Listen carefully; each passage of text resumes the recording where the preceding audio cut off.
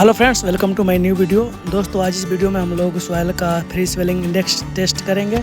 तो सबसे पहले हम लोगों ने साइट से सैम्पलिंग किया था सॉइल का और उसको 24 आवर्स के लिए ओवन में रख दिया था।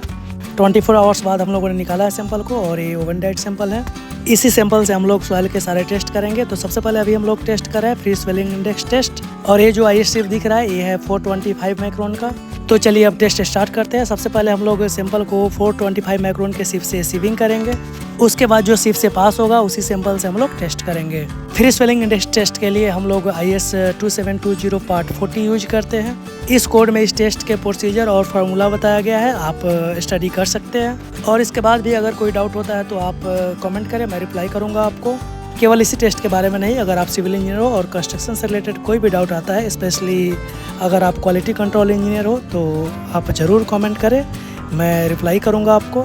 तो दोस्तों, फ्री सॉइल इंडेक्स टेस्ट के लिए सॉइल स्पेसिमेन प्रिपेयर हो चुका है।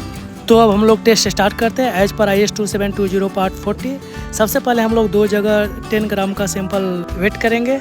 तो जैसा कि वीडियो में दिख रहा है, पहला सॉइल स्पेसिमेन हम लोग वेट कर रहे हैं जो कि 10 ग्राम हो चुका है। वेट करने के बाद सॉइल स्पेसिमेन को 100 ml के ग्लास ग्रेजुएटेड सिलेंडर में डाल देंगे। डालने के बाद दूसरा 10 ग्राम का सॉइल स्पेसिमेन प्रिपेयर करेंगे और इसको भी वेट करने के बाद दूसरे 100 ml के ग्लास ग्रेजुएटेड सिलेंडर में डाल देंगे।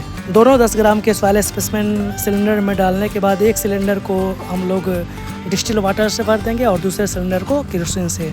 ये जो फ्री स्वेलिंग इंडेक्स टेस्ट है दोस्तों, सबसे इम्पोर्टेंट टेस्ट है सॉइल का। साइड से सॉइल सैम्पलिंग के बाद जो पहला टेस्ट करते हैं हम लोग सॉइल का, वो FSI टेस्ट ही होता है। इससे हम लोग को पता चलता है कि ये सॉइल सुटेबल है कि नहीं कंस्ट्रक्शन के लिए। तो दोस्तों, अब हम लोगों ने दोनों सिलेंडर में डिस्टिल वाटर और केरोसिन भर दिया है। भरने के बाद थोड़ा सा स्टीर कर लेंगे ताकि जितना इंटरप्ट एयर है वो बाहर आ जाए, या आप हल्का शेक भी कर सकते हो ताकि जितना इंटरप्ट एयर है सॉइल स्पेसिमेन में वो बाहर आ जाए, ताकि जो अपना रिजल्ट है सॉइल का वो एक्यूरेट है। इसके बाद हम लोग दोनों सिलेंडर को 24 आवर्स के लिए छोड़ देंगे और नेक्स्ट डे हम लोग देखेंगे कि इसका रिजल्ट क्या होता है, कितना स्वेलिंग होता है सॉइल में।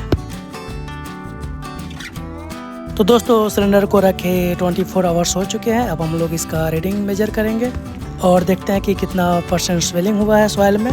तो सबसे पहले देखते हैं हम लोग केरोसिन में दोस्तों स्वेलिंग 0 है, क्योंकि जब हम लोगों ने सॉइल स्पेसिमेन को सिलेंडर में डाला था तो उस समय भी रीडिंग 10 थी और अभी भी रीडिंग 10 ही है।